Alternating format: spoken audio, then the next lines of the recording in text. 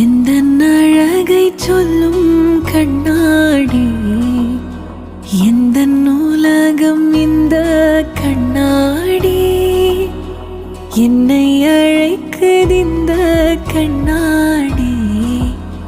நான் உள்ளே நுழைவேன